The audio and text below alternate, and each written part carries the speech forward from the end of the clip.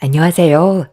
저는 얼마 전에 딸의 결혼을 위해 상견례에 다녀온 적이 있었어요. 그런데 그곳에서 예상치 못한 난관에 부딪힌 적이 있었습니다. 그날은 제 딸에게 정말 중요한 날이었는데 모든 건 한순간에 무너져 내렸어요. 그 자리에서 사건이 터진 이후 제일 먼저 든 생각은 저와 제 딸을 두고 먼저 떠난 남편이 상견례 자리에 있었다면 상처받는 일도 없었을 텐데 남편이 없다는 이유로 저와 제 딸은 평생 기억에 남을 만큼 충격적인 경험을 하게 되었습니다. 그리고 제가 몸이 좀 안 좋다 보니 저희 가족을 더 무시하는 것 같았어요. 사건의 시작은 제 딸이 결혼을 하고 싶어 하는 남자를 데리고 오면서부터 시작이 되었습니다. 처음 얼굴을 마주했을 때 예의 바르고 제 딸을 진심으로 사랑해 주는 게 저에게도 느껴져서 결혼을 허락해 줬어요. 저도 몸이 많이 안 좋아서 제 딸이 좋은 남자 만나 잘 살아가는 모습을 보고 싶었고, 저 때문에 더 이상 고생하는 모습보단 행복한 결혼 생활하는 모습을 보고 싶었죠. 딸이 결혼식을 올리게 되면 저는 요양원에 들어갈 생각을 가지고 있었어요. 결혼 생활에 제가 걸림돌이 되는 걸 원하지 않았거든요. 제가 이런 결정을 하게 된 이유는 9년 전에 몸이 좀 안 좋았었는데 시간이 지날수록 점점 더 상태가 안 좋아지길래 병원에서 검사를 받았었어요. 약간 감기 몸살이 있는 것 같기도 하고 잠만 자면 베개가 흠뻑 젖을 정도로 식은땀이 나서 몸이 좀 처지더라고요. 그런데 검사 결과 단순 몸살일 거라 생각했던 말과 다르게 의사의 말은 제 예상을 벗어났어요. 큰 병원에서 정밀 검사를 받아보는 게 좋을 것 같다는 진단이 나왔었죠. 그 말을 듣는 순간 덜컥 겁이 났고 딸과 함께 시간을 내서 병원을 가게 됐었는데 정밀 검사 결과 충격적인 진단 결과가 나와 버렸네요. 복강 내 림프종 혈액암 3기 판정이 내려졌고 서둘러 입원을 해야 된다는 말을 듣게 되었습니다. 별다른 통증이 없었는데 암이라는 말을 들었을 때는 엄청난 절망으로 다가왔어요. 의사가 내린 진단의 암은 다른 암과 달리 주된 치료가 수술적 절제가 아니기 때문에 항암 치료가 큰 비중을 차지하고 치료 결과 또한 매우 양호하기 때문에 적극적인 항암 치료를 권장했어요. 그 시기가 저희 가족에게 정말 힘들었던 건 경제적인 것도 있었지만 남편이 떠난 지 얼마 되지 않았던 시기였어요. 그러다 보니 정신적으로 상당히 힘든 상태였는데 저에게까지 문제가 생기게 되자 대학 생활하던 딸은 멘탈이 무너져 버리게 되었죠. 그래서 한동안 정상적인 학교 생활은 불가능했었어요. 그리고 학비를 벌어다 줘야 하는 저로서도 앞이 막막했었습니다.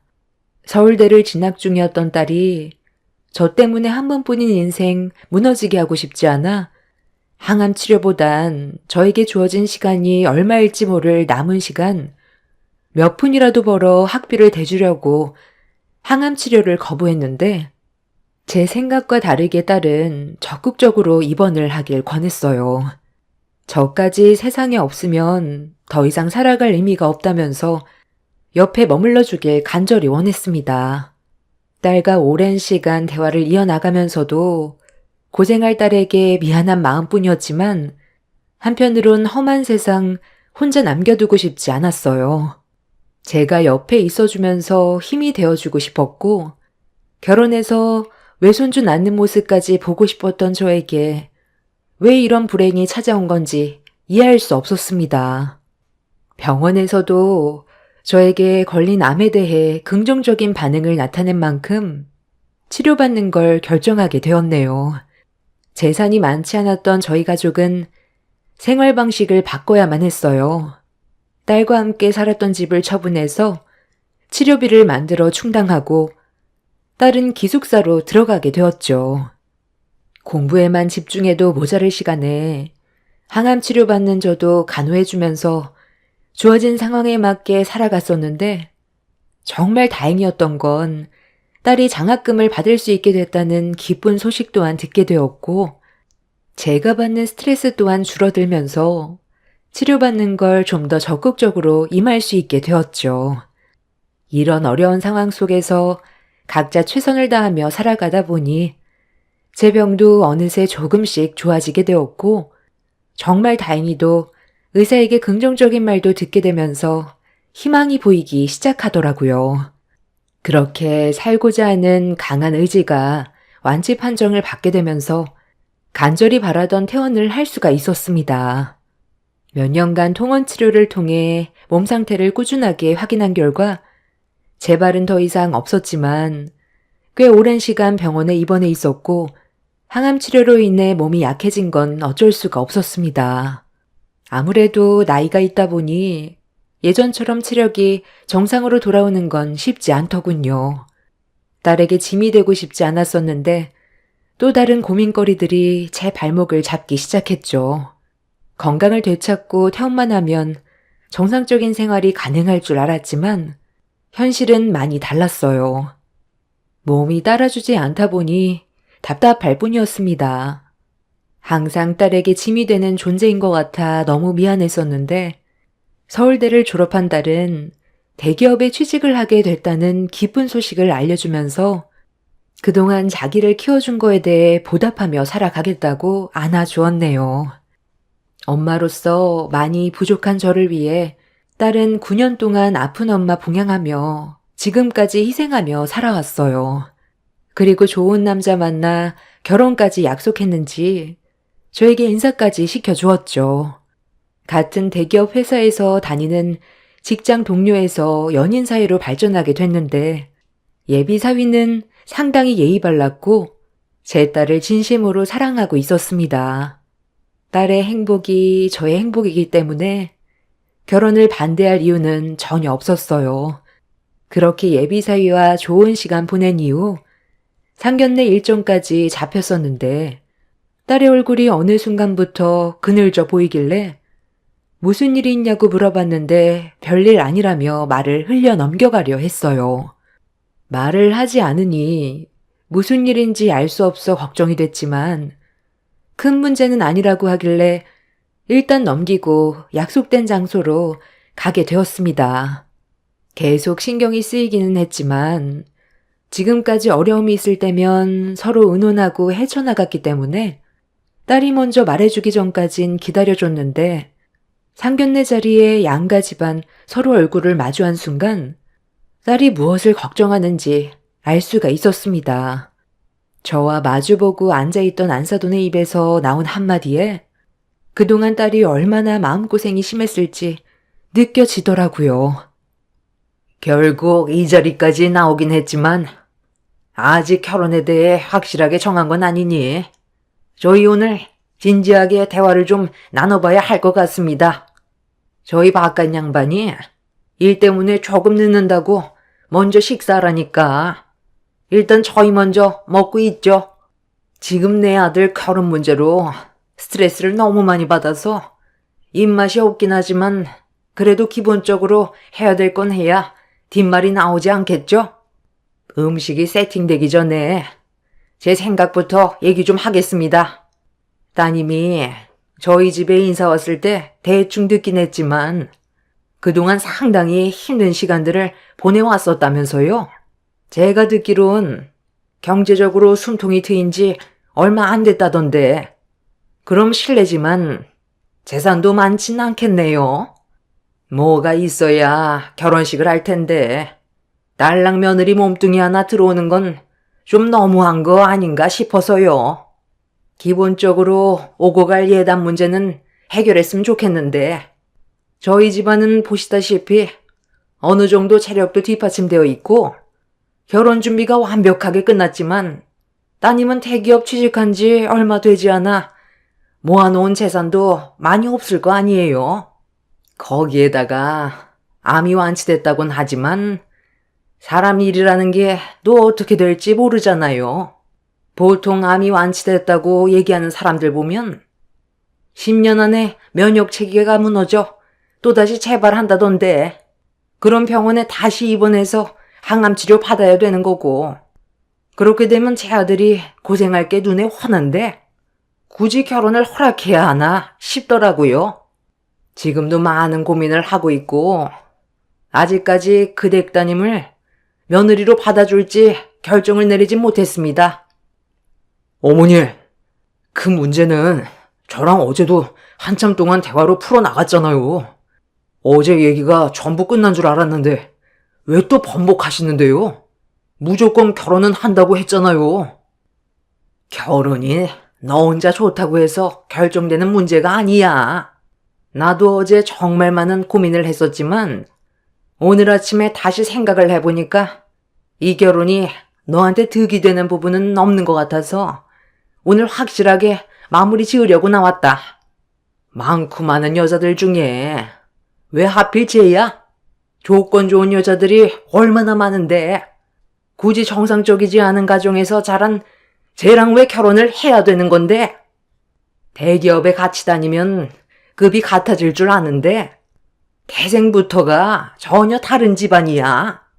내가 항상 입이 닳도록 얘기했지? 사람이 좋아야 되는 건 중요하지만 그 집안의 재력과 어떤 가문인지 삼박자가 맞아야 된다고 했잖아. 나는 쟤가 썩 좋아 보이는 얼굴은 아니라고 생각된다. 보통 여자들과 다르게 얼굴이 너무 그늘져 있잖아. 남들한테 에너지를 주는 얼굴이 아니라 길을 빠져나가게 하는 얼굴인데 뭐가 좋아서 남은 인생을 함께 하겠다는 거야? 그러지 말고 엄마가 알아본 여자들 중에 선택하면 안 되겠니? 엄마는 우리 아들이 잘 되길 바라지. 불행한 길을 걷게 하고 싶진 않다. 어느 부모든 나와 똑같은 생각을 가지고 있을 거라고. 그러니까 엄마 말 듣고 이번만큼은 정리해줬으면 좋겠다. 솔직히 애비도 없이 큰 물건이면 정상이겠니? 엄마도 정말 신중하게 고민하고 결정한 거니 존중해줬으면 좋겠다. 다 들으셨죠? 제 생각이 어떤지 충분히 전달됐을 것 같은데요. 그래도 서로 초면인 자리에서 제 딸에게 아비도 없이 큰 물건이라고 말하는 건 예의가 아니지 않나요? 제 딸과의 결혼을 반대한다면 좋게 상황을 마무리 지어도 될 법한데 굳이 상처되는 말들을 꺼내서 아픔을 주면 속이 후련하세요? 방금 한 말은 저와 제 딸도 충격이긴 하지만 그쪽 아들이 받을 상처도 상당하지 않겠어요? 엄마라는 사람이 사랑하는 사람과 결혼하고 싶어서 속에 있고 아직까지 좋은 마음 가지고 있는데 그런 말을 하면 자기 엄마를 얼마나 실망스럽게 생각할지 그런 생각은 못 해봤어요? 무슨 뜻인지 충분히 알았으니 더 이상 있을 필요도 없겠네요. 예비사도는 팔짱을 낀 채 저와 제 딸을 노려보며 상견례 자리에서 빨리 나가주길 바라고 있었습니다. 제 딸이 왜 아침부터 그늘진 얼굴을 하고 있었는지 예비사돈의 말을 듣는 순간 알 수 있었어요. 고개를 숙이고 슬퍼하는 제 딸과 함께 자리를 박차고 일어났는데 어차피 좋아질 수 없는 관계로 만들어서 둘의 결혼을 막았으면 그걸로 마무리 지으면 되는 거지. 예비사돈은 저와 제 딸에게 절대로 해선 안 될 한마디를 뱉었고 참았던 딸의 감정이 터져 버렸습니다. 다시는 저런 저급한 집안을 데려올 생각은 꿈에도 마라.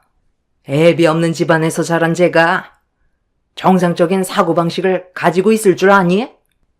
서울대 나와 대기업에 입사했다고 달라지는 게 있을 줄 아나 본데? 보이는 껍데기는 바뀔지 몰라도 집안은 절대 바뀌지 않는 법이야. 그동안 살아온 환경이 거지 집안인데 대기업 취직해서 돈 몇 푼 번다고 인생이 180도 바뀌는 것도 아니잖아. 태생이 좋은 집안을 선택해라. 그래야 나중에 아이를 가졌어도 좋은 유전자를 물려받을 수 있는 거라고. 저 집안 자체를 봐라. 애비는 사고로 죽었고 그 어미는 암투병까지 병력이 있었다잖아. 이런 악재가 많은 집안과 살면 우리 집안에도 안 좋은 기운이 생길 수밖에 없는 거라고. 멀쩡하게 잘 지내고 있는데 저 집안 때문에 무너질 수야 없지. 너희 아버지 오시기 전에 내가 이렇게 독한 말을 뱉은 건 엄마가 너희 아버지랑 생각 차이가 있어서 그런 거 알지? 어차피 내 말이 제일 큰 비중을 차지하니까 너희 아버지도 충분히 이해해 줄 거다. 제가 지금까지 살아오면서 느낀 건 어머니는 정말 이기적이라는 거예요. 어머니가 뭔데 내 인생길을 가로막으려 해요? 내가 저 사람을 오래 봐왔지. 어머니는 잠깐 본 걸로 판단하는 거잖아요. 어머니 입장에서 아무리 마음에 안 들어도 그렇지. 어떻게 상대방의 기분은 전혀 생각도 안 하고 막말을 쏟아낼 수가 있어요? 싫은 걸 억지로 받아줄 순 없잖니? 네가 마음에 든다고 엄마까지 마음에 들어야 하니? 내 남은 인생 얼굴 붉히면서 살고 싶지 않다. 차라리 이럴 바엔 어머니가 없는 게 오히려 더 나을 뻔했어요. 어머니도 정상은 아니었잖아요. 병은 달랐어도 아픔은 같을 줄 알았는데 그건 제 착각이었네요. 어머니가 이런 식으로 내 인생을 망쳐놓으면 저도 더 이상 얼굴 보며 살아갈 수 없어요. 어머니 얼굴 보기만 하면 저 사람한테 상처 준 게 생각나는데 어떻게 살아갈 수 있겠어요? 저도 그만 나가볼게요. 앞으로 혼자서 평생 원하는 대로 살아가세요. 새롭게 태어났을 때 저와 했던 약속은 아무것도 아니었던 거죠? 나는 오로지 네가 행복하길 바래서 이런 결정을 내린 것뿐이야. 결혼은 신중해야 될 필요가 있는 거라고. 단순한 감정에 이끌려 하는 결혼을 했다가 남은 인생 망치고 싶니? 엄마가 다시 새 삶을 얻었을 때 어떤 생각을 했는지 알아? 내 아들의 인생은 행복만 가득했으면 좋겠다고 생각했었어. 좋은 집안의 여자 만나서 앞으로의 삶이 조금 더 윤택해졌으면 하는 바람이었다고. 그런데 보잘것없는 거지 같은 집안의 여자를 데려왔는데 내 기분이 어땠을 것 같니? 내가 상상했던 재력 있는 집안의 며느리감이 아닌 밑바닥 인생만 살아가면서 자식 하나 대기업 겨우 보내 입에 풀칠할 정도 먹고 사는 그런 집안의 딸을 데려왔을 때 엄마가 얼마나 실망스러워할지 너는 그런 건 생각 안 해봤어? 지금은 네가 전연에 대한 감정이 아직 남아있으니까 엄마한테 서운할 순 있겠지만 나중에 능력 좋은 여자 만나면 엄마 말 듣길 잘했다고 생각할 거다. 그때 분명 엄마한테 고마워하게 될 거라고. 그러니 잠깐의 아픔 때문에 엄마와 연을 끊겠다는 그런 말은 하지 않았으면 좋겠다. 저 사람들은 그냥 스쳐 지나가는 사람들일 뿐이야. 능력 좋은 남자 만나서 인생 고쳐보려고 접근한 사람들이라고. 저기 아줌마, 말이 정말 심한 거 아니에요? 아무리 내가 마음에 안 든다고 하지만 그렇다고 막말까지 할 필요는 없잖아. 거지 같은 집안이라고? 아줌마는 뭐 얼마나 잘났다고 저 사람한테까지 상처를 주면서 우리 결혼을 반대하는 건데? 나도 이런 기분으로 결혼하고 싶은 생각은 조금도 없어. 갑자기 이게 웬 소란이야? 내가 잠깐 늦게 왔다고? 벌써 일을 저지른 거야? 당신 나랑 어제 대화한 거 벌써 까먹은 거야? 좋게 넘어가기로 했잖아. 예비 사돈어른이 바쁜 일정이 끝났는지 상견례 자리에 급하게 들어오자마자 눈앞에 펼쳐진 광경을 보고 많이 놀란 듯 보였습니다. 전날의 예비 안사돈과 결혼 문제 때문에 진지하게 대화를 나눈 것 같긴 했지만 예비 사돈어른과 했던 약속과는 다른 전개로 흘러갔는지 당황스러운 얼굴로 저희 가족의 흥분을 가라앉히기 위해 상황을 좋게 풀어가려 했지만 예비 안사돈이 바깥사돈의 말을 싹둑 잘라버린 뒤 또다시 저와 제 딸에게 상처되는 막말을 쏟아내었습니다. 이미 상황은 수습이 되긴 힘들어 보였고 제 딸도 결혼할 마음이 떠났는지 저를 데리고 밖으로 나가려는 순간 예비 안사돈이 저희를 보고 뱉은 마지막 한마디에 엄청난 충격을 받아 그 자리에 온몸이 굳어버렸어요. 그리고 먼저 세상을 떠난 남편이 떠올라 결국 눈물을 쏟아내게 되었습니다. 세상에, 이런 우연이 있을 줄 누가 알았겠어?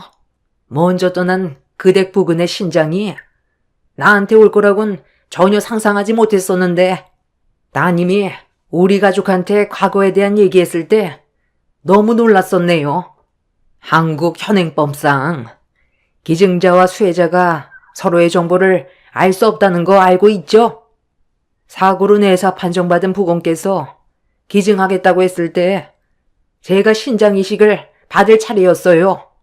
그래서 다행히도 무사히 수술을 받을 수 있었고 지금까지 그분에 대해 고마움에 잘 살고 있었는데 내 아들이 결혼하겠다고 데려온 여자가 자신의 삶에 대해 얘기를 하다가 본인 아빠가 사고로 떠난 뒤 장기 기증을 했다는 말을 들었을 때 내가 기증받았던 날과 비슷한 시기더라고요. 이 사람도 뭔가 이상함을 느꼈는지 좀 더 자세하게 물어봤었고 고마운 마음에 장기 기증원에 보냈던 서신이 있어서 그런 편지를 받은 적이 있냐고 물어보니까 매년마다 편지를 받았던 적이 있다는 말을 듣게 되면서 부군께서 나에게 신장을 이식해준 사람이라는 걸 알게 된 거예요. 그런데 내가 이런 사실을 알았다고 해서 무작정 결혼을 성사시켜야 되는 건 아니지 않습니까? 고마운 건 고마운 거고 내 아들의 결혼은 현실인데 뭣도 없는 거지 같은 집안에 내 아들을 보내면 이런 사실을 상대편에서도 자연스럽게 알게 될 테고 그럼 나는 평생 고개 숙이면서 은인 떠받들듯 살아야 되는데 내가 왜 그런 불편한 길을 선택하겠어요? 기증해준 건 고마운 일이지만 저는 따님을 인정해 줄 수 없습니다. 저는 정상적인 집안을 원한다고요. 딸과 저는 전혀 상상하지 못했던 말을 들어서 엄청난 충격에서 헤어나오지 못했고 예비사위도 이런 사실을 처음 알았는지 경악을 했어요. 그런데 예비 안사돈의 말이 끝남과 동시에 바깥사돈이 예비 안사돈의 뺨을 사정없이 후려치면서 분노를 표출했습니다. 저희 남편의 신장이 아니었다면 벌써 떠났을 사람이 감사한 줄 모르고 생명 좀 연장됐다고 막말을 퍼부으면 되냐고 목소리를 높여 화를 냈어요. 좋은 뜻에서 남편의 장기를 기증했는데 이런 상처로 돌아오게 될 줄 꿈에도 몰랐어요. 매년마다 장기 기증원에서 저희 앞으로 편지를 보내준 적이 있었는데 편지를 받은 시기는 저희 남편이 기증했던 날이었어요. 그리고 그날을 잊지 않고 감사함을 기억한다면서 장문의 편지를 받았었죠. 예비 사돈어른은 제 딸이 결혼하겠다고 인사를 드리러 갔을 때 딸이 자신의 삶에 대해서 얘기하다가 자기 아빠가 어떤 삶을 살다가 떠나게 되었고 기증까지 했었다는 말을 했을 때 예비 안사돈이 신장 이식을 받았던 날짜와 비슷하게 떨어져 그렇게 감사함의 편지도 보내는 사람들이 있냐고 물어봤는데 제 딸이 매년 장문의 편지를 보내주시는 분이 계시다는 말을 꺼내는 순간 저희 남편이 신장을 기증해 줬다는 걸 알게 되었던 거죠. 사돈어른은 당연히 제 딸과 예비 사이의 결혼을 허락했지만 안사돈은 다른 시선으로 바라봤던 거였어요. 나중에 안사돈이 저희 남편의 신장을 이식받았다는 걸 알게 된다면 금전적인 요구를 해올 거고 더한 것도 요구할지도 모른다면서 저희 가족을 함부로 판단하고 있었습니다. 남편의 기증을 선택했을 때 가슴이 찢어질 정도로 아팠는데 이런 문제로 결혼에 대해 고민하고 있었다는 말을 듣게 되자 먼저 떠난 남편이 너무 불쌍했고 좋은 마음에 기증을 해줬던 거에 대해 후회가 밀려와 그 자리에서 주저앉아 눈물을 쏟아내 버렸습니다. 안사돈은 사돈어른한테 뺨을 맞게 되자 분노를 표출했고 저희 가족에게 막말을 더 쏟아내 버렸어요. 감사한 건 감사한 거고 자기 아들의 결혼은 별개 문제라면서 다시는 자기 아들 볼 생각하지 말라며 단호하게 결혼을 반대했습니다. 예비사위는 자기 엄마에게 많이 실망을 했는지 2번 다시 찾지 않겠다며 상견례 자리를 박차고 나갔지만 안사돈은 눈 하나 깜빡하지 않더군요. 그제야 안사돈이 왜 이렇게 예민하게 나왔는지 알 수 있게 되었고, 씻을 수 없는 상처를 받아 제정신이 아니었던 저와 딸은 남편의 기증을 후회했어요. 사돈어른은 저와 제 딸에게 용서를 구했지만 이미 너무 큰 상처를 받아 전혀 위로가 되지 않았습니다. 좋은 마음에서 우러나와 했던 일이 저희 가족에게 상처로 되돌아오게 될 줄 몰랐는데 일이 이렇게 되어버리게 되자 과거의 선택을 되돌리고 싶었습니다. 사돈어른은 안사돈에게 용서를 구하라고 했지만 자기는 아들의 인생을 위해서라도 단호하게 결정할 수밖에 없었다면서 자기 잘못은 없다는 말을 끝으로 자리에서 일어났어요. 그렇게 저희 가족을 밀치고 밖으로 나가려는 순간 제 딸이 분노해 버렸습니다. 예비 안사돈에게 자기 아빠의 신장을 다시 되돌려 달라면서 머리채를 잡아 사정없이 흔들어 버렸네요. 우리 아빠가 당신 같은 인간을 위해 기증을 해줬는지 알아? 당장 내놔. 우리 아빠의 신장이 당신 몸속에 있는 것 자체가 소름 끼치게 싫으니까 당장 내놓으라고. 이미 나한테 들어온 걸 어떻게 돌려줘? 네가 우리 집안에 들어오면 이런 걸로 돈 뜯어내려는 거 내가 모를 줄 알아? 나한테 기증해줬으니까 우리 아들한테 이걸로 엄청 부려먹으려 했겠지? 나는 그 꼴 절대 못 보지. 평생 고개 숙이며 사는 거 나는 용납 못한다고. 거지 같은 것들이 신장 하나 줬다고 어딜 붙어먹으려 들어? 내가 당신한테 뭘 요구한 것도 아니고 그 사람과 행복하게 살고 싶은 마음밖엔 없었어. 그리고 우리 아빠 기증은 대가를 바라고 한 게 아닌 마음에서 우러나와 한 것뿐이었다고. 어딘가에서 우리 아빠가 누군가의 삶을 도와주고 내 곁에 머물러주고 있을 거라고 생각하면서 지금까지 버티며 살아왔는데 당신 같은 사람한테 갈 수도 있다는 걸 지금까지 생각조차 하지 못했던 내가 너무 병신 같다. 좋은 사람이 있으면 나쁜 사람도 있는 법인데 우리 아빠인 신장이 당신한테 갔다는 게 너무 아깝고 과거의 선택이 후회스러워. 당신같이 파렴치한 인간은 우리 아빠 신장으로 행복해질 권한이 없는 사람이야. 딸은 예비 안사돈에게 자기 아빠의 신장이 있다는 게 소름 끼치게 싫었는지 분노를 표출했고 사돈어른이 제 딸을 겨우 진정시켜 떨어뜨려 놓은 뒤 미안하다는 말만 반복했어요. 그렇게 한바탕 난리를 친 뒤 저희 가족은 집으로 다시 돌아왔지만 정상적인 생활은 거의 불가능할 정도로 힘든 시간을 보내왔습니다. 그렇게 결혼이 파투가 나고 얼마의 시간이 흐른 뒤 어느 정도 정신을 차릴 수 있었을 시점에 예비 사위가 사돈 어른과 함께 저희 집을 찾아왔어요.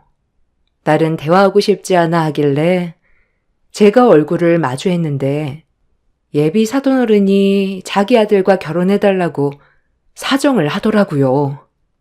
자리에는 오지 않았지만 안사돈도 허락을 했다면서 오랜 시간 대화를 나눈 끝에 내린 결정이라면서 전에 있던 일에 대해서는 잊어버리고 다시 한 번만 생각해달라고 하는데 제가 결정할 문제는 아니었지만 예비 안사돈이 왜 갑자기 결정을 바꾸게 된 건지 이해할 수가 없어 거절을 하게 되었네요. 대충 상황을 보니 예비 사위와 사돈 어른이 안사돈과 연을 끊겠다고 하자 어거지로 허락하겠다고 한 것 같은데 제 딸이 들어가는 순간 불행이 시작이 될 것 같아 거절을 하게 됐습니다. 제 딸도 저와 같은 생각이었고 제 딸은 두 번 다시 찾아오지 않길 바랬어요. 정신적으로 너무 큰 충격을 받아서 시간이 많이 필요해 보였습니다. 예비 사돈어른과 사위는 충분한 시간을 줄 거고 기다려 줄 테니 마음이 바뀌면 언제든 연락 달라고 했지만 저희 마음은 바뀌지 않을 것 같습니다. 저는 왜 남편의 신장을 기증하겠다고 했을 때 기증받을 사람들이 좋은 사람들만 있을 거라고 생각했을까요? 분명 그 중에서는 그렇지 않은 사람도 있기 마련인데 제가 좋은 마음으로 내린 결정이라 이식받을 사람들도 좋은 사람들일 거라고 혼자 판단한 것 같습니다. 그런 몰상식한 사람한테 남편의 신장이 갔다는 게 아깝긴 하지만 어차피 지나간 일 후회받자 뭐 하겠어요. 다시 되돌려 받을 수 있는 것도 아니고 달라지는 것도 없는데 안 좋은 생각을 해봤자 우울하기만 할 것 같아 최대한 좋은 쪽으로만 보려고 노력하고 있는 중입니다. 어차피 모든 상황 끝났고 저와 제 딸의 앞날만 보려고요. 이번 계기로 인해 저와 제 딸은 서로에게 더 많은 걸 의지하게 되었지만 딸이 하루빨리 좋은 남자 만나서 행복해졌으면 좋겠어요. 최근에 그 집안 소식을 딸을 통해 듣게 됐는데 남편의 신장을 받았던 그 사람이 갑자기 신장 면역 반응 이상 증세가 나타나기 시작해서 병원에 다시 입원을 했다고 하네요. 신장 이식을 한번 받게 되면 평생 괜찮을 줄 알았는데 알고 보니 이식받은 신장이 10년 이상 되면 수명이 거의 다 돼서 면역 거부 반응이 갑자기 생겼다고 합니다. 그 사람이 갈 때가 되면 가겠지만 저희가 받은 아픈 기억이 있기 때문에 그 사람이 떠난다 해도 제 딸과 결혼을 진행시키고 싶지는 않네요. 비록 이번 결혼은 실패했지만 더 좋은 사람이 찾아오겠죠.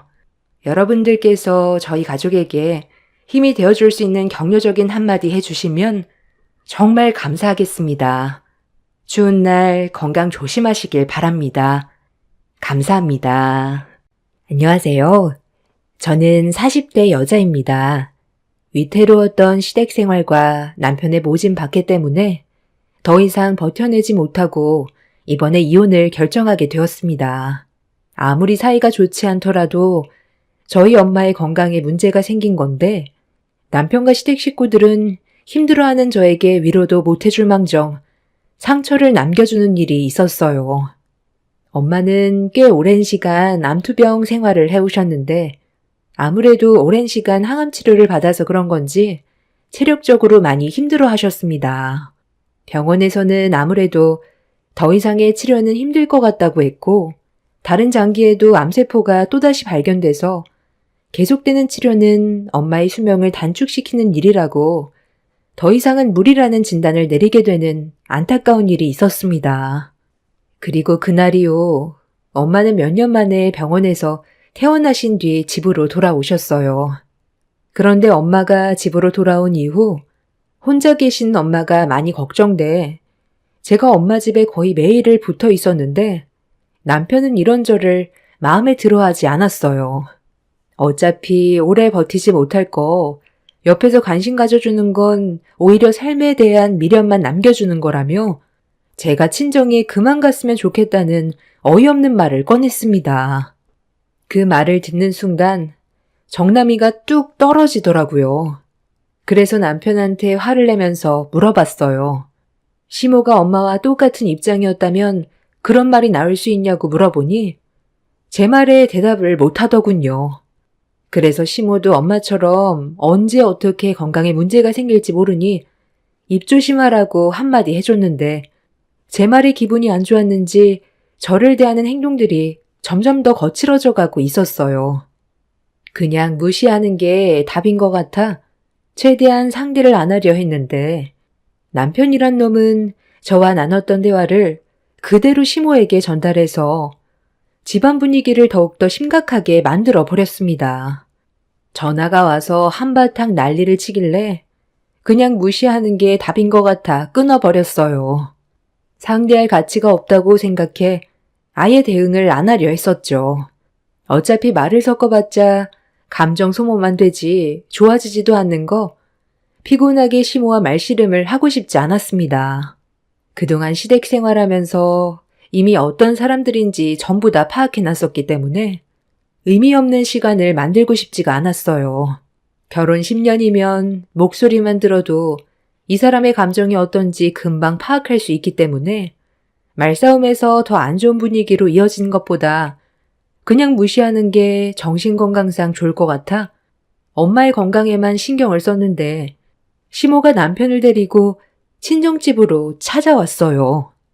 하필 그때가 엄마가 약을 먹고 겨우 잠이 들었던 상황이라 최대한 조심하고 싶었는데 남편이란 놈이 동네가 떠나갈 정도로 사이가 왔다면서 눈치도 없이 저를 밀치며 집 안으로 들어왔습니다.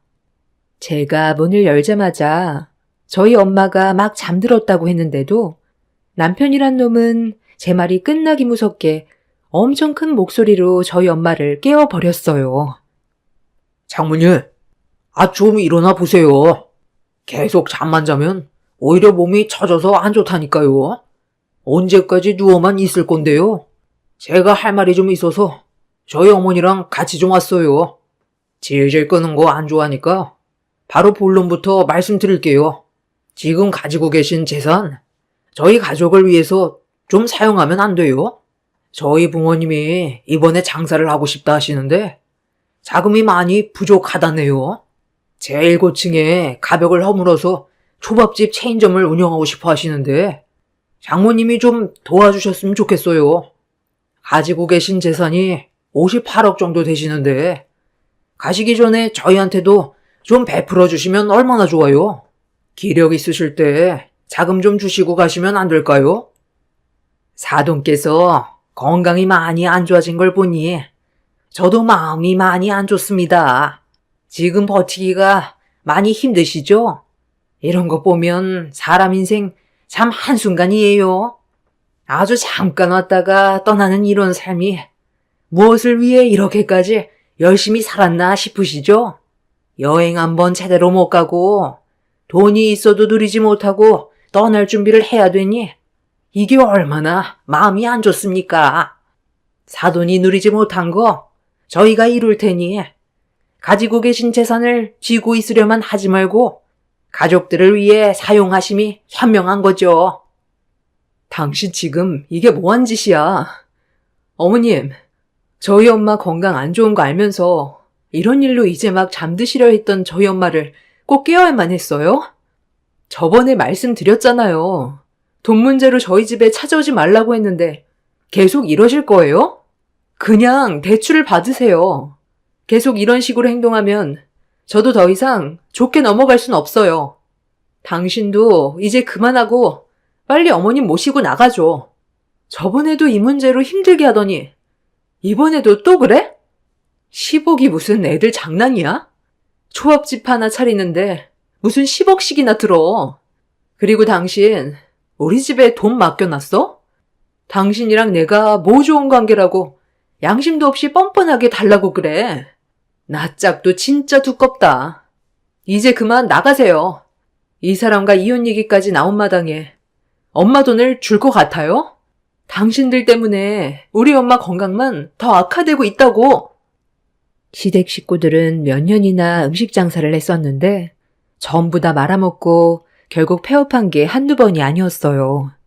그런데 저희 엄마가 가지고 계신 재산이 어느 정도 되는 걸 알고 그 재산의 일부를 받아서 상당히 큰 초밥 식당을 운영할 생각을 가지고 있었습니다.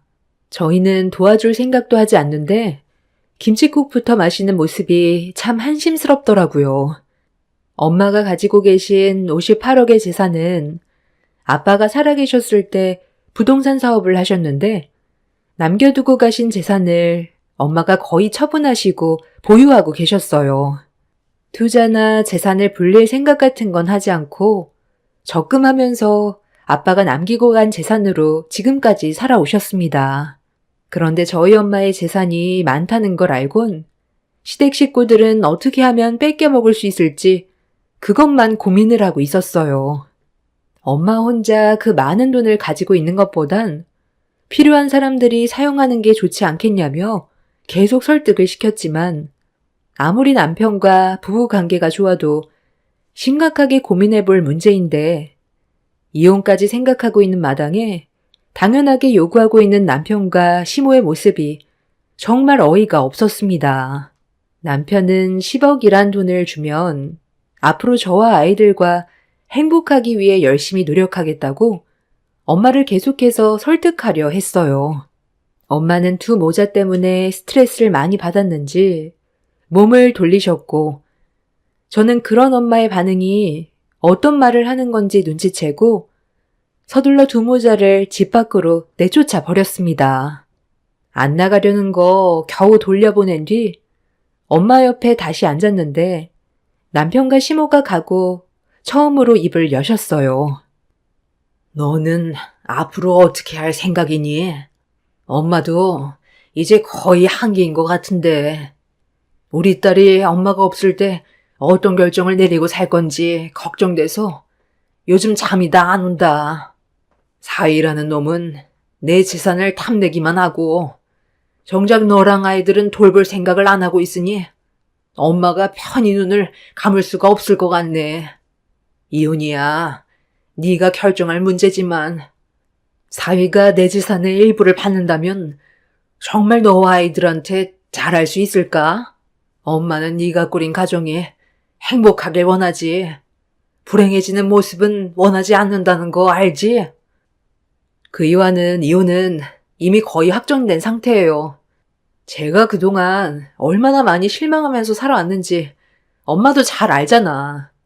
지금 저러는 거 엄마한테 돈 뜯어내려고 마음에도 없는 말 하는 거지. 저 모습에 속아서 돈 주면 180도 변해버릴 사람이라니까. 10년간 살 부대끼면서 살아온 제가 잘 알아요. 절대로 변할 수 없는 사람이니까 그냥 무시해요. 엄마 재산 가지고 제가 아이들 잘 키우면 되는 거지. 굳이 저 인간들과 엮여서 피해받을 이유 있어요? 제가 알아서 잘할 테니까 엄마는 걱정 마세요. 엄마는 항상 제 걱정뿐이었고 행복하게 살길 원하고 있었지만 남편의 정신머리가 썩어 빠졌기 때문에 온전한 가정을 이루기에는 어려운 상황이었어요. 이혼 얘기가 나오면서부터 남편이 많은 걸 손해볼 것 같으니까 그제야 수습하려고 저에게 잘 보이려고 노력하는 모습이 보이긴 했어도 그게 전부 다 돈 때문에 가식적으로 행동하고 있다는 걸 너무나도 잘 알고 있었어요.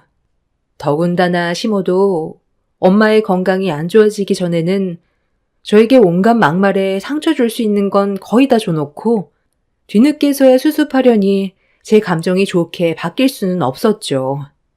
눈앞에 많은 재산이 보이는데 손에 쥘 수는 없다 보니 점점 더 안달이 나기 시작한 것 같았어요. 내가 분명 얘기했을 텐데 우리 엄마 집에 오지 말라니까?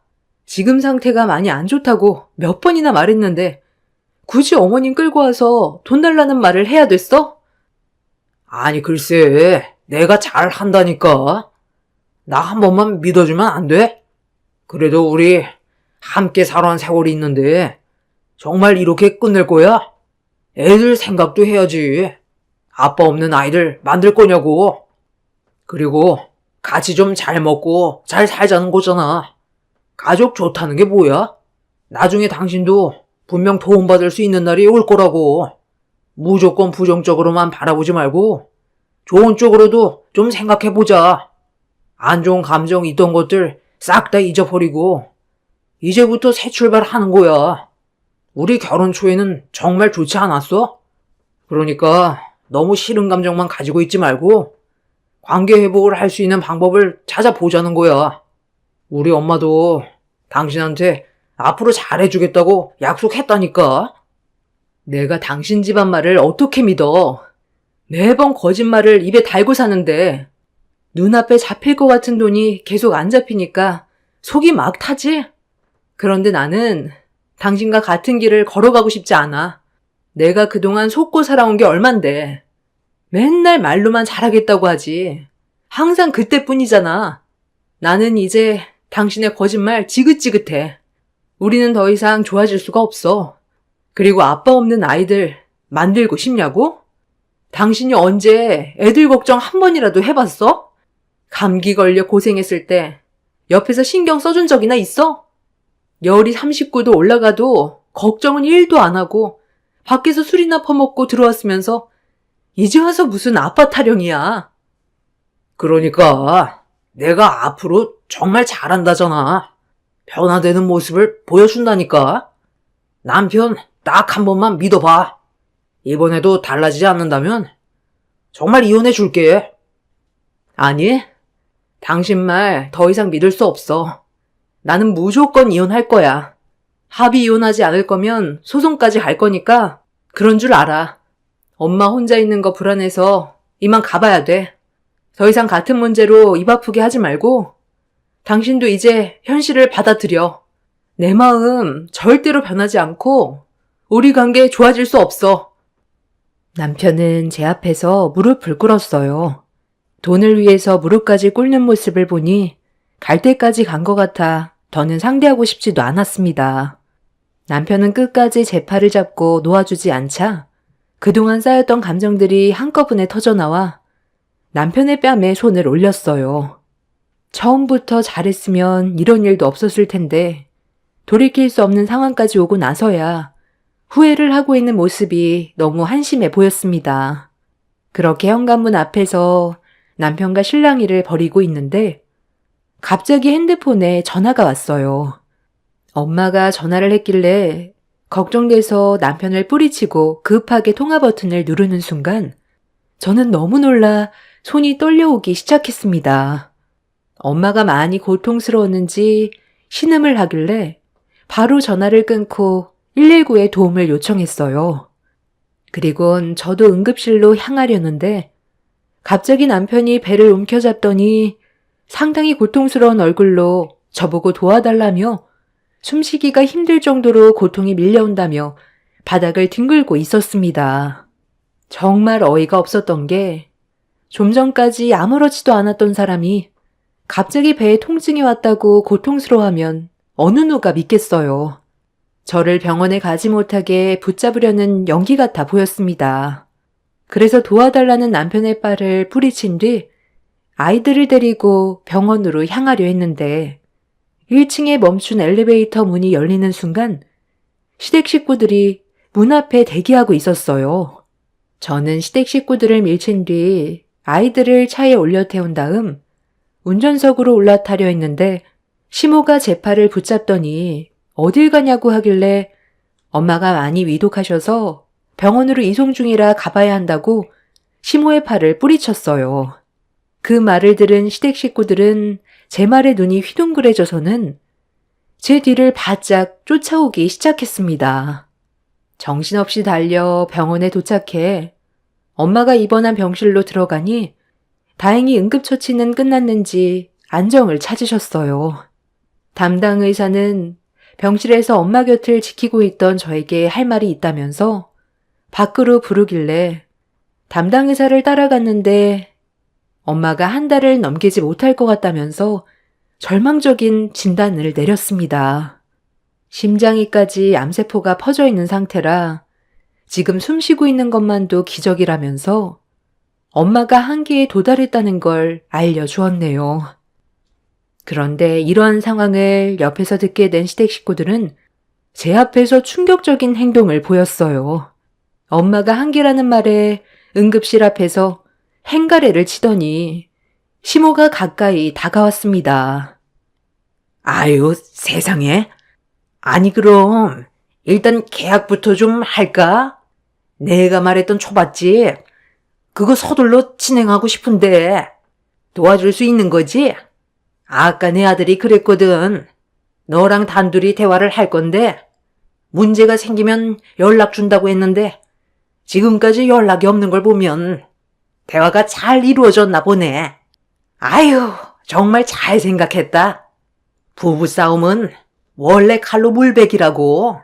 함께 살아온 세월이 몇 년인데 별것도 아닌 일로 이혼하는 건 너무 성급하지. 애들도 생각해야지. 그럼 지금 바로 전화를 넣어야 되겠다. 서둘러 계약해야 내가 받은 위치에 입점이 가능하거든. 이번엔 진짜니까 너도 너무 걱정하지 마라. 5년 안에 원금 되찾을 수 있댄다. 그런데 왜 내 아들은 아까부터 전화가 이렇게 안 되는 거야? 저는 아무 말도 하지 않았고 아무것도 해줄 생각도 없는데 시모는 혼자 들떠선 서둘러 계약을 체결하려고 전화기를 붙잡고 있었어요. 그런데 그 순간 응급실로 급하게 들어온 한 남자가 눈에 들어왔고 상태가 많이 심각해 보였습니다. 수술대에 실려 점점 가까워오고 있는 남자의 얼굴을 마주하게 되자 입을 다물지 못했고 의료진의 긴급 호출에 담당 의사들이 몰려와 상황 파악을 하면서 수술실로 들어가려 했어요. 좀 전까지만 해도 저와 대화를 나누던 남편이 들것에 실려오는 모습에 경악을 했어요. 배가 아프다며 뒹굴었을 때 그냥 연기인 줄 알았었는데 그게 진짜였다는 걸 알게 된 순간 당황해서 온몸이 굳어버렸습니다. 전화통화를 붙잡고 있던 시몬은 남편이 수술대 위에 올라가 있는 모습을 보곤 핸드폰을 떨어뜨렸고 시댁 식구들은 어떻게 된 일이냐고 상황 파악을 하고 있었어요.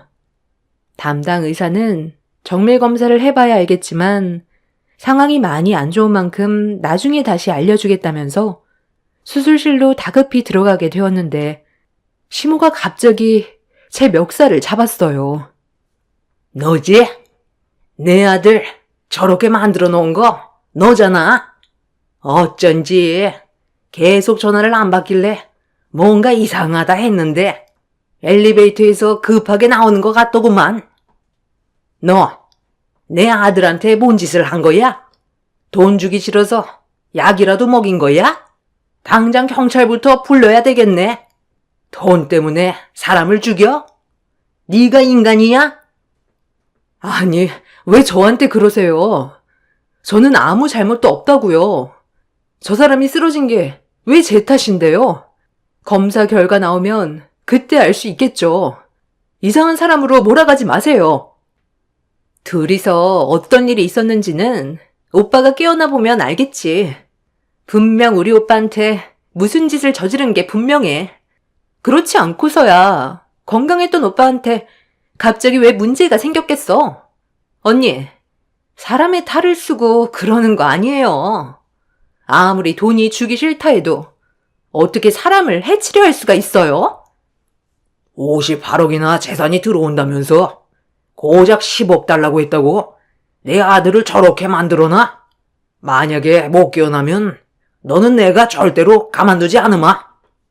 다들 정말 정신이 어떻게 된 거 아니야? 내가 아니라고 했잖아. 사람이 말을 하면 좀 알아들으라고. 당신들은 이 상황에서도 돈밖에 안 보이지? 장난인 줄 알았던 남편이 갑자기 쓰러진 이유는 저도 알지 못했어요. 배가 아프다는 말만 했지 다른 증상은 전혀 알지 못했기 때문에 남편이 연기하는 줄 알았습니다. 그렇게 한참 동안 수술실에 있던 남편이 나오게 되었고 병실로 옮겨지고 있을 때 담당 의사가 다가왔어요. 상당히 심각한 얼굴을 하고 있길래 뭔가 문제가 있다는 걸 직감할 수 있었는데 담당 의사의 입에서 나온 남편의 진단 결과는 엄청난 충격을 가져왔습니다. 남편이 췌장암 말기라는 진단이 내려졌어요. 시댁 식구들은 의사의 말을 듣자마자 그 자리에서 주저앉아 버렸어요. 그리고 시모는 대성통곡하더니 결국 졸도해 버렸습니다. 제가 남편을 해하려 들었다고 생각했던 시댁 식구들은 상상조차 하지 못했던 말을 듣게 되면서 충격에 휩싸여 한참 동안 눈물을 흘렸어요. 그리고 뒤늦게 깨어난 남편도 자기가 췌장암 말기 판정을 받았다는 현실을 받아들이지 못하고 있었습니다. 그리고 상황이 심각해지자 시모는 제 앞에서 무릎을 꿇더니 용서를 구하기 시작했어요. 아니 저기 애미야. 내가 다 잘못했다. 그러니 제발 내 아들만 좀 살려줘라. 시키는 거 다 할게. 평생 동안 네가 하라는 거 다 하면서 살아갈 테니까 제발 내 아들만 좀 살려다오. 너도 알잖아. 우리 집안 망해버린 거. 장사로 전 재산 전부 다 말아먹어서 지금 가지고 있는 돈이 많지가 않은데 내가 도움받을 곳이 어디 있겠니? 언니, 오빠 이대로 죽게 놔둘 거야? 애들도 있는데 오빠가 이대로 떠나면 얼마나 슬프겠어. 돈이 없는 것도 아니고 충분히 치료받을 수 있는 자금이 있는데 우리 오빠 도와주지 않는다면 나중에 분명 벌받게 될 거야. 우리가 앞으로 잘할게. 새언니가 한 번만 도와줘요. 나도 무릎 꿇으면 되잖아. 아빠, 뭐하고 있어? 며느라, 내가 잘못했다. 좀 전에 했던 말들, 그동안 너한테 상처 줬던 말들 전부 다 미안하게 생각한다. 일단 우리 사람부터 살리고 봐야 하지 않겠니? 췌장은 말기라서 힘들다곤 하지만 시도조차 안 해보고 떠나보낼 순 없잖니. 나는 아직 우리 아들 보낼 마음의 준비도 안 되어 있는데 돈이 없어서 병을 키우기만 하면 애비로서 얼마나 마음이 아프겠니? 100번이고 1000번이고 무릎 꿇을 테니까 우리 아들 치료받을 수 있게 네가 제발 도와다오. 이렇게 부탁하마. 시부모와 신우는 처음으로 제 앞에서 무릎을 꿇었어요. 남편은 자기가 췌장암에 걸렸다는 사실이 믿어지지가 않는지 이미 정신이 반쯤 나가 있는 상태였습니다. 평소에는 온갖 상처 다 줘놓고 시집살이 독하게 시켜놓고서 남편의 몸에 문제가 생기니 이제 와서 그동안의 잘못을 뉘우친다고 하지만 이미 그 인간들에게 되돌릴 수 없을 만큼 많은 상처를 받았기 때문에 도와주고 싶지도 않았어요. 남편은 뒤늦게서야 눈앞에 펼쳐진 자신의 상황이 실감이 났는지 저에게 애원을 하기 시작했어요. 여보, 내가 당신한테 정말 못난 남편이었다는 걸 이제야 알게 됐어. 정말 미안해. 애들 아빠로서도 떳떳하지 못한 행동을 보였다는 것도 너무 후회스러워. 처음부터 잘했다면 우리 관계가 이렇게까지 되지는 않았을 텐데 이제 와서 후회한들 뭐하겠어. 이미 당신은 나에게 마음이 떠난 상태고 우리 관계 되돌릴 수 없다는 것도 잘 알고 있어. 하지만 나에게도 기회라는 걸 한 번만 주면 안 될까? 비록 지금은 환자의 몸으로 있지만 당신 도움으로 회복이 되고 퇴원까지 하게 되면 남은 인생 평생 동안 당신 떠받들면서 살아갈게. 그러니까 나 한 번만 도와주라. 이렇게 손 벌리는 거 정말 구차한 거 아는데 나 이대로 죽고 싶지 않아. 내가 나이가 몇인데 벌써 죽음을 맞이하기에는 아직 하고 싶은 일이 많이 남아있다고. 우리 애들 결혼하는 모습도 보고 싶고 당신과 여행 한번 제대로 못 가봤는데 이대로 끝내기에는 내 삶이 너무 아까워. 나 이 나이에 떠나려고 지금까지 이악 물고 살아온 거 아니었다고. 그러니까 처음부터 잘하지 그랬어. 당신이 전부 자초한 일 아니야? 그렇잖아도 담당 의사랑 얘기해봤는데 항암 치료를 받아도 아마 힘들 것 같다고 하더라. 암 중에서도 제일 고치기 힘든 암이 췌장암이래. 이미 수술 불가 판정 받았어. 항암 치료 받는다 해도 달라지는 건 없대. 시간만 늦출 수 있는 거지 결과는 이미 정해져 있다는 거야. 당신 인생은 안타깝게도 오래가지 못해. 현실을 받아들이고 주변 정리나 했으면 좋겠어. 당신 살겠다고 들어가는 돈 아껴서 앞으로 애들한테 사용하는 게 훨씬 더 가치 있게 쓰는 거 아니겠어? 가족들도 많은데 무슨 걱정이야. 가기 전까지 그래도 곁을 지켜줄 텐데 든든하잖아. 시댁 식구들은 제 앞에서 오열을 했지만 저는 조금의 감정도 흔들리지 않았어요. 어차피 감사함을 모르는 인간들한테 호의를 베풀어주고 싶지 않았습니다. 그렇게 남편의 췌장암 말기 판정을 받고 난 이후 저희 엄마도 오래 버티지 못하시고 결국 제 손을 놓고 먼저 떠나셨어요. 그리고 장례를 치르는 동안 시댁 식구들은 얼굴 한번 비추지 않다가 엄마 발인식 날 한바탕 난리를 치고 돌아간 적이 있었어요. 제가 도와주지 않는다고 했으니 시댁 식구들도 화가 많이 난 듯 보였습니다.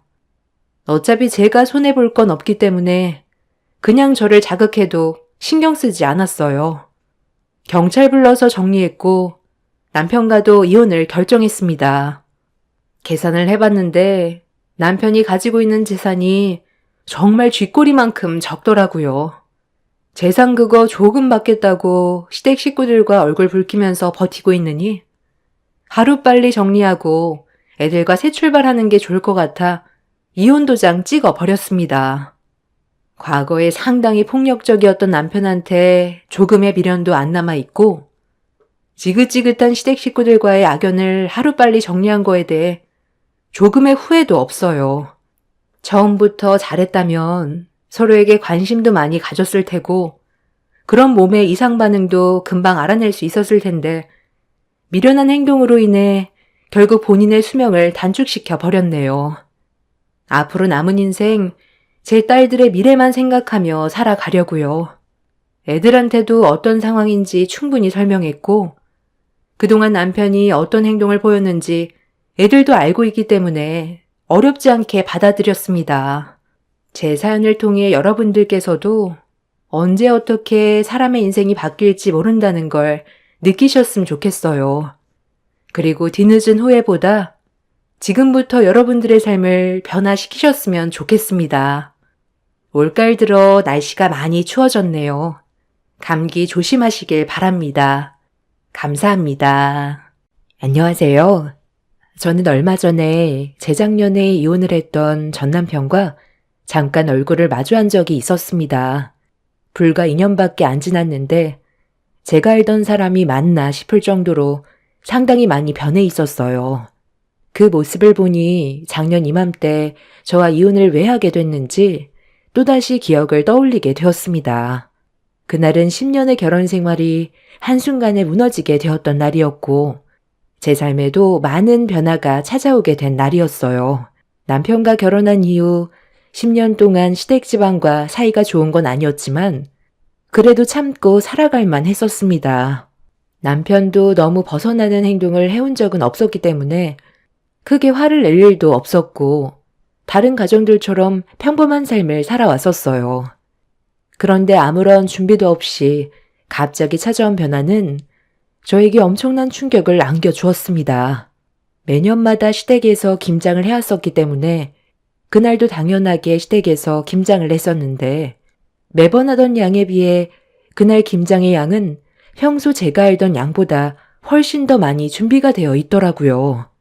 그걸 보면서 들었던 생각은 작년 김장이 적어서 이번에는 좀 더 많은 양을 준비하신 줄 알았는데 그건 제 착각이었다는 걸 김장이 전부 끝나고 나서야 그 이유를 알 수가 있었습니다. 시모는 평소 해오던 김장의 양보다 100포기 정도를 더 시켰는데 김장이 거의 끝나갈 때쯤 귀한 손님이 오기로 했다며 약속 시간이 다 되어 간다면서 서둘러 정리하라고 재촉하셨어요. 그리고 100포기 김장김치를 한쪽으로 빼놓으라고 시키셨죠.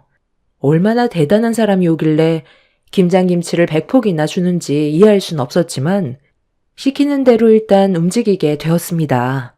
그때까지만 해도 저는 아무것도 모르고 있었어요. 그런데 귀한 손님이라고 했던 그 사람이 시댁에 발을 들이는 순간 뭔가 느낌이 좋지가 않았습니다. 저보다 약간 젊은 여자인 것 같았는데 시모가 쫄쫄매더라고요. 그 모습을 지켜보고 있던 저는 누구시냐고 여쭤봤고 그 순간 시모의 입에서 나온 한마디는 저에게 상상 이상의 충격을 안겨주었습니다. 시댁 집안에 새로 들이게 될 며느리라면서 저와 눈이 마주친 그 여자를 저에게 소개해 주더라고요.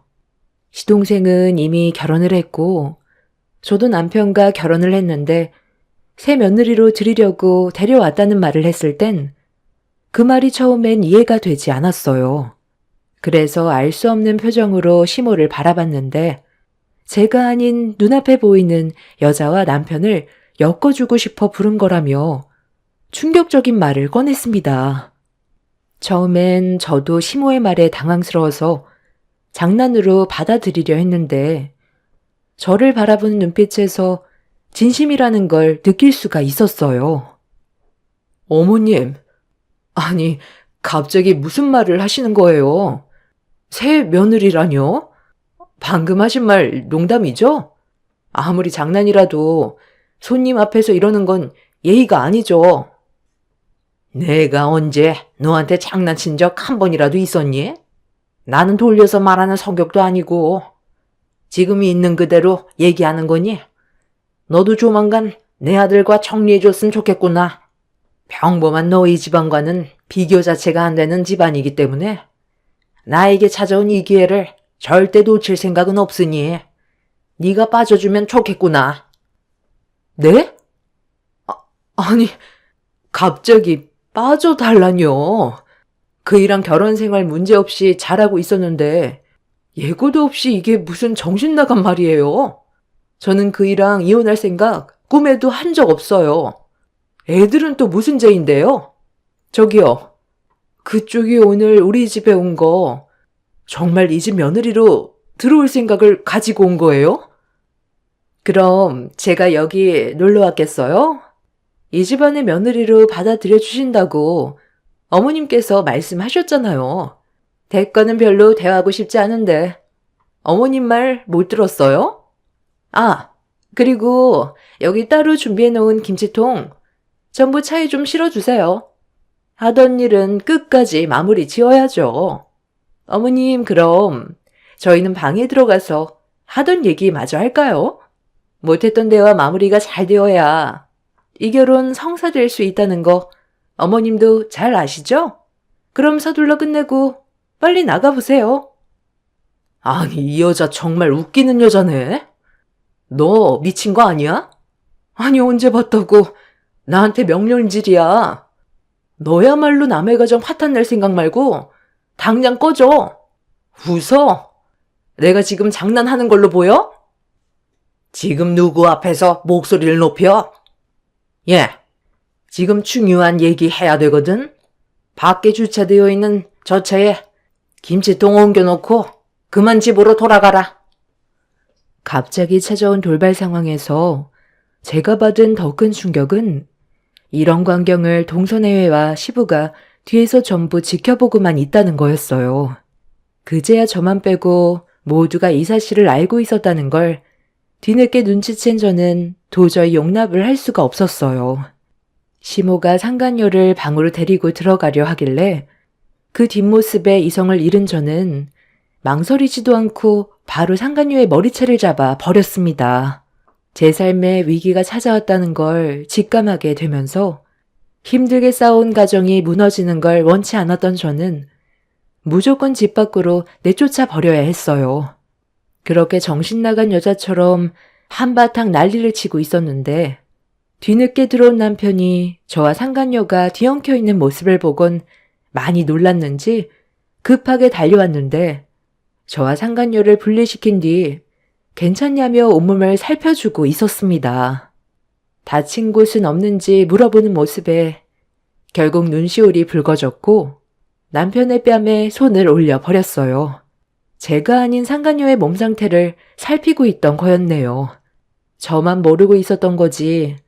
남편을 포함해 시댁 식구들 전부 상간녀를 며느리로 받아들일 마음의 준비를 하고 있었다는 게 엄청난 충격으로 다가왔어요. 그리고 남편의 한마디가 저를 주저앉게 만들었습니다. 어머니가 이 사람 불렀어요? 아, 그냥 좀 기다려주면 제가 알아서 이 사람과 정리한다고 했잖아요.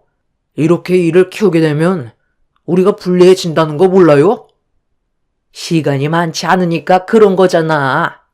의사 며느리 얻기가 어디 쉬운 줄 알아? 새 며느리가 내민 조건에 대해서 우리도 빨리 결정을 내려야 할 거 아니야. 저도 마음의 준비가 필요하잖아요. 어차피 결정권은 저에게 달려있는데 상황을 왜 이렇게 안 좋게 만들어서 저를 힘들게 하세요? 어머니는 그만 신경 끄세요. 아들, 배가 도착했을 때 서둘러 올라타야지. 때를 놓쳐 떠나버린 다음에 붙잡으려 하면 너를 기다려 줄 것 같니? 의사 며느리 얻기가 어디 쉬운 줄 알아? 의사 며느리가 우리 집안에 들어오면 우리도 급이 달라지는데 어떻게 마음이 안 급해질 수가 있겠어? 며느리한테는 시간이 없다고 얘기했잖아. 그리고 어차피 알게 될 텐데 그때나 지금이나 뭔 차이야? 하루빨리 해결하고 각자 인생 살아가면 되는 거지. 새 며느리한테도 시간이 없어서 많이 급하다고 하잖아. 다들 아주 제정신이 아니네. 의사 며느리가 그렇게 좋아? 한 가정을 깨버릴 만큼 당신들 집안엔 엄청난 비중을 차지하나 봐. 의사 며느리를 둔 집안이 되면 급이 달라질 것 같아? 밖에서 대우가 달라질 것 같냐고. 대충 말을 들어보면 전현이 서둘러 나를 내치고 이 자리에 앉고 싶어하는 이유가 있는 것 같은데 내가 순순히 그렇게 되길 기다려줄까? 몇 년이 걸리던 나는 소송으로 진행할 거고 내가 받은 피해에 대해선 전부 다 뜯어낼 거야. 누가 이기나 한번 해보자고. 소송을 하든 말든 그건 네가 알아서 하면 되는 문제니 앞으로 내 집에 얼씬거리지도 마라. 마음에 쏙 드는 내 며느리가 앞으로 모든 걸 태워주기로 했다.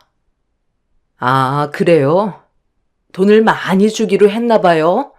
무슨 이유 때문에 나를 내치고 이 자리에 전현이 앉으려는지 모르겠지만 아마 뜻대로는 안 될 거야.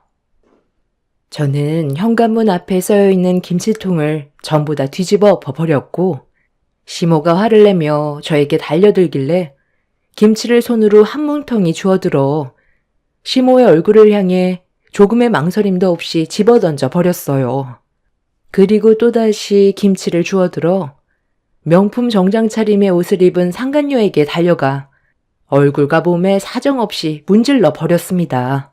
남편은 눈이 돌아버린 제 팔을 잡아 강하게 밀치길래 매운 김장 양념에 고통스러워 비명을 지르고 있는 상간녀의 얼굴을 닦아주는 남편을 향해 김치통을 머리 위로 부어 버렸습니다. 동선애와 시부가 힘을 합쳐 저를 밖으로 내쫓아 버렸고 저는 마당에 있던 긴 장대를 들어 뒷마당으로 가서 땅에 묻은 김치독을 전부 다 깨부숴 버렸습니다. 힘들게 고생해서 만든 김장김치가 그 인간들의 입으로 들어가는 게 너무 치떨리게 싫었어요. 하나도 먹지 못하게 김치독을 전부 깨부숴 버린 뒤 거친 숨을 고르고 있는데 얼굴이 김치 양념으로 범벅이 되어버린 얼굴로 저에게 달려와 장대를 뺏으려 하길래 사정없이 휘둘렀어요. 제 손에 묻어있던 양념 때문에 장대가 손에서 미끄러져 멀리 날아가 버렸고 시모가 가만두지 않겠다며 양손을 뻗어 제 머리채를 잡으려 하길래 김치를 못 얻을 때 쓰던 고무 장갑을 주워들어 시모의 뺨을 향해 세차게 내리쳐버린 뒤 한마디 했어요.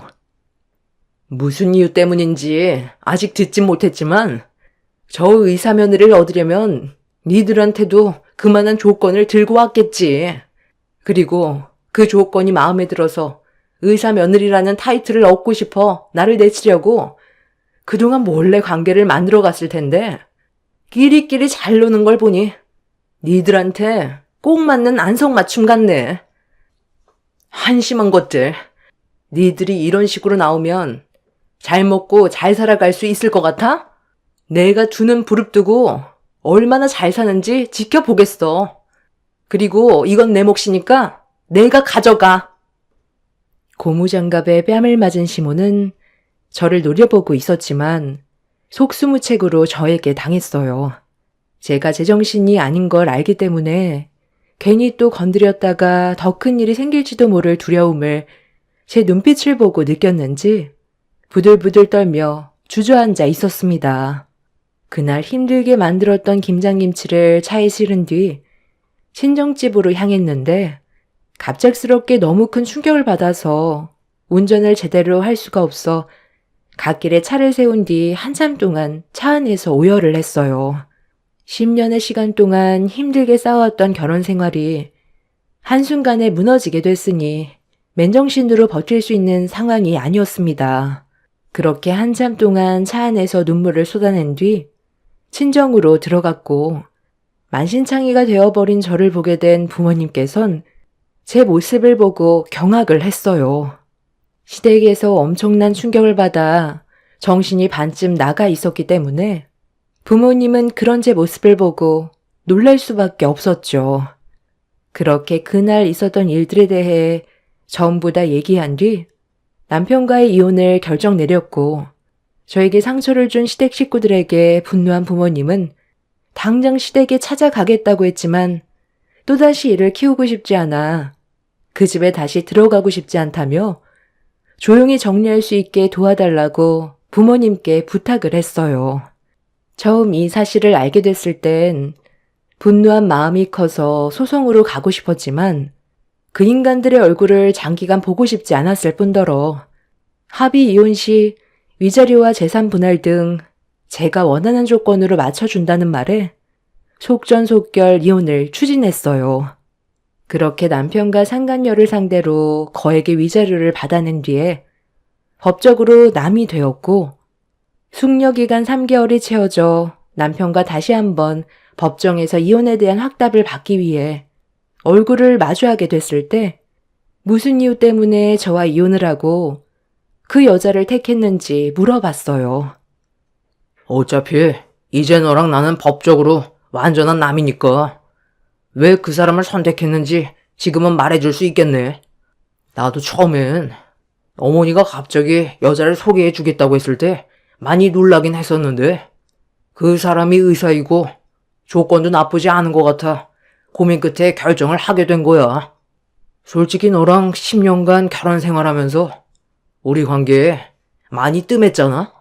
당신한테 여자로서 매력도 못 느꼈고 그렇다고 우리 부모님과 잘 지내는 것도 아니고 그냥 형식적으로 만나는 거지. 네가 우리 부모님한테 살가운 성격도 아니고 나한테도 별 감정 없이 애들 때문에 억지로 사는 게 느껴졌는데 굳이 결혼 생활 이어갈 필요가 있을까 싶더라고. 이렇게 살 바엔 차라리 내 삶을 변화시키는 것도 나쁘지 않을 것 같더라. 당연히 그쪽 집안에서도 우리한테 요구하는 조건은 있었지. 어머니한테 그 말을 들었을 땐 나도 꽤 충격을 받긴 했지만 눈 한번 딱 감으면 우리 집안의 격이 달라지는 거고 남은 인생뿐만 아니라 그 사람 사이에서 낳은 내 자식들까지 앞으로의 미래가 보장이 되기 때문에 이 기회가 우리 집안을 변화시킬 수 있는 유일한 방법이라고 생각했어. 언제까지 가난에 쫓기며 살아갈 순 없잖아? 남편이 왜 저를 버리고 직업이 의사인 여자를 선택했는지 그 이유를 듣게 되는 순간 남편이 정신 나간 놈이라는 걸 확실하게 알 수가 있었습니다. 그리고 이런 계획을 제일 처음 세운 시모가 정신병자라는 것도 알 수 있었죠. 아무리 의사 집안이 좋고 자신들의 삶이 달라진다 해도 자기 아들의 신장을 의사 집안에게 넘겨주는 조건으로 의사 며느리를 드린다는 게 상식적으로 이해를 할 수가 없었습니다. 어느 누가 돈 때문에 자기 자식의 신장을 남에게 줄 수가 있겠어요. 그런데 이걸 또 받아들인 남편도 제정신이 아닌 것 같았어요. 저희 집안도 그렇고 시댁 집안 또한 잘 사는 형편은 아니에요. 남들처럼 평범하고 월급 받는 걸로 빚 갚아가면서 남은 돈으로 생활하는 그런 평범한 집안인데 누구나 그런 삶을 살아가고 있다는 걸 모르는 것도 아니면서 지들의 인생에 매일 불만을 가지고 있던 시댁 집안 사람들은 결국 돈 앞에서 모든 걸 버렸습니다. 이런 상황까지 오게 된 건 시모가 건강검진을 받고 있었는데 담당 의사였던 상간녀가 시모의 건강 상태에 대해 설명을 해주다가 갑자기 눈물을 쏟아냈었는데 시모가 무슨 이유 때문인지 질문을 던졌을 때 상간녀는 시모에게 자신의 집 사정에 대해 설명하면서 자기 어머니도 시모처럼 건강해졌으면 좋겠다고 속마음을 꺼내자 시모는 그 자리에서 상간녀에게 조건을 던졌어요. 자기 아들이 결혼을 했지만 조만간 이혼을 준비하고 있다면서 거짓말로 상간녀와의 만남을 주선했어요. 며느리로 들어오면 자기 아들의 신장을 주겠다는 말에 언제 신장을 이식받게 될지 기약이 없었던 상간녀의 어머니가 많이 위급한 상황이었고 서둘러 신장을 받지 못한다면 끝내 세상과의 작별을 해야 될 수밖에 없는 급박한 상황이었기 때문에 서둘러 일을 진행시켰습니다. 남편은 나중에 이런 사실을 알게 됐을 때 반대했었지만 시모의 적극적인 설득 끝에 결국 저와 이혼을 하고 의사 상간녀와 살림을 차리기로 결심을 하게 됐던 거였어요. 하지만 남편도 이 문제가 쉽지 않은 결정이라는 걸 느끼게 되면서 머뭇거리기 시작했고 그런 모습이 답답했던 시모는 상간녀의 어머니가 죽으면 모든 계획이 물거품으로 되어버리는 그런 상황을 받아들이기 싫었는지 김장날 제가 시댁에 있는데도 상간녀를 불러들인 거였습니다. 상간녀 또한 자기 어머니가 서둘러 신장을 받아야 하기 때문에 마음이 급한 건 시모와 같은 입장이었고 결국 지들이 원하는 목적을 이루기 위해 시댁에서 큰 난리를 친 거였어요. 이런 상황을 모두 듣게 된 저는 조금의 미련도 없이 남편에게서 돌아설 수 있었습니다. 법적으로 남이 된 이후 저는 친정 부모님의 도움을 받아 아이들을 키우면서 먹고 살기 위해 열심히 노력했어요. 지금의 삶에 만족하면서 최선을 다하며 살아가고 있었는데 남편과 이혼한 지 2년의 시간이 흘렀을 시점에 저희 부모님 집 앞에서 전 남편과 얼굴을 마주하게 되었습니다. 회사 직원들과 회식을 끝낸 뒤 서둘러 집으로 들어가려는데 전 남편이 제 이름을 부르는 목소리에 고개를 돌렸는데 그 사람의 얼굴을 보고 경악을 했어요. 그동안 잘 지내고 있었어? 우리가 헤어진 지 2년 만인가? 내 모습이 많이 달라져서 놀랐지? 나도 내 인생이 이렇게 바뀌게 될 줄 몰랐는데 당신을 놓친 거에 대해 매일 후회하면서 살아가고 있어. 나 지금 하루하루 겨우 버티며 살아가고 있는 중이야. 2년 전에 있었던 일들 기억하지? 그 여자의 어머니한테 내가 신장을 이식해주고 그 여자와 결혼하기로 했었잖아. 나도 지긋지긋한 가난이 싫었고 그 집안처럼 잘 살고 싶었거든. 넓은 아파트에 외제차 끌고 다니면서 의사 마누라 옆에 두고 호화스럽게 사는 그런 그림을 상상했기 때문에 내 신장 하나쯤은 그 여자의 어머니한테 줄 수 있을 줄 알았어. 하지만 막상 수술을 앞두고서 내 마음이 변하기 시작한 거야. 신장 이식을 하다가 잘못될 수도 있는 사례도 꽤 있다는 걸 조사하게 되면서부터 내 몸에 문제가 생길 수 있을지도 모른다는 생각이 머릿속에서 떠나지 않게 되자 결국 신장 이식 당일 병원에서 도망쳐 나갔어. 그리고 그때부터 지금까지 도망자 신세로 전락해버린 거야. 그 여자의 어머니는 결국 신장 이식을 받지 못해 끝내 숨을 거뒀다는 말을 듣긴 했는데 자식들도 해주지 않는 신장 이식을 굳이 내가 해줄 필요는 없는 거잖아. 그런데 이 모든 걸 내 탓으로 돌리더라고. 그지만 자식들은 쥐들 몸에 손대기 싫어서 마지막 순간까지 신장 이식을 해주지 않았으면서 나 때문에 죽었다고 절대 가만두지 않겠다며 한바탕 난리가 났었어. 결국 나의 두려움이 모든 걸 망쳐버리게 되었던 거지. 시간을 되돌려 보니까 내가 잘못 선택을 한 것 같아. 가족들은 나의 선택에 대해 용서할 수가 없다고 연을 끊어버렸어. 의사 집안을 놓쳤다고 화를 가라앉히지 못했고 그날 이후 나는 지금까지 우리 가족과도 연을 끊고 살아간 2년 동안 정말 외롭게 지내오면서 많은 걸 후회하고 반성하고 있는 중이야. 당신과 아이들에게 저지른 내 실수 용서해 줄 수 없을까? 그래서 이제 와서 뭐 어쩌라는 건데? 나랑 다시 시작하고 싶다는 거야? 네가 그때 일을 후회하고 반성하면 뭐해? 내 마음속 깊이 남아버린 상처는 지워지지가 않는데 너 때문에 지금 내 삶이 어떻게 됐는지 봐봐. 나는 아직까지 그때 일을 잊을 수가 없어. 나랑 그 여자가 몸싸움을 벌였을 때 네가 어떻게 했어? 나는 내팽개치고 그 여자 어디 다친 곳은 없는지 살펴주지 않았어? 나는 당신 아이 낳고 10년간 헌신하며 살아왔었는데 고작 돌아오는 건 버려진 거였어. 그때 내가 애들을 우리 부모님 집에 맡겨두지 않고 같이 그 집에 있었다면 충격적인 장면들을 전부 봤을 테고 아이들의 정신에도 문제가 생겼었겠지. 네가 어떻게 되던 나는 상관하지 않아. 너에 대한 감정 손톱만큼도 남아있지 않다고. 다시는 내 앞에 얼씬거리지도 마. 당장 내 앞에서 꺼져. 나도 그때는 어쩔 수 없었다고. 과거에 우리가 어떻게 살아왔는지 당신도 알잖아. 힘들게 돈을 벌어도 가난에 벗어날 수가 없었는데 그런 삶이 나도 지치고 힘이 들었다고. 그때 내린 결정이 정신 나간 짓이었단 거 나도 인정해. 그만큼 우리가 가난했기 때문에 나도 모르게 말도 안 되는 조건에 혹했었지만 뒤늦게 깨달았고 신장을 주지도 않았잖아.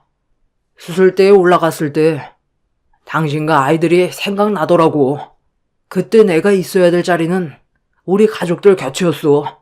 나 우리 집안과 연 끊었고 다시는 만날 일도 없을 거야. 과거의 잘못 한 번만 용서해주면 안 될까? 애들 생각도 해야지. 아빠를 그리워했으면 좋겠어. 2년간 정말 반성 많이 했어. 앞으로 당신과 다시 시작하고 남은 인생 살아가는 동안 평생 반성하면서 살아가도록 할게. 그러니 제발 나 좀 다시 받아주면 안 될까? 아니, 나는 네가 원하는 대로 해줄 수 없어. 어찌됐든 너는 나를 내치고 그 여자랑 새롭게 시작하려고 수술대까지 올라갔던 건 사실이잖아? 만약 신장이 아닌 너한테 피해가 없는 조건이었다면 너는 지금 이 자리에 없었겠지. 네가 잘못될까봐 두려워서 도망친 것뿐이잖아? 내가 얼마나 마음 아팠을지 생각은 해봤어? 아침 일찍부터 김장하던 그날 평소보다 100포기를 더했어. 나중에 그 사실을 알았을 때 기분이 어땠을 것 같아? 그 여자를 집에 들였을 때 내 모든 게 무너져 내렸어. 모두가 철저하게 나를 속이고 계획을 세웠던 걸 생각하면 지금까지도 소름이 돋는다고. 다시는 내 앞에 나타나지 마. 너랑 다시 시작하는 일 없고 애들 얼굴도 보여주지 않을 거야. 지금 너는 가족들에게 내쳐지고 오갈 데가 없으니까 아쉬워서 내 앞에 나타난 것뿐이야.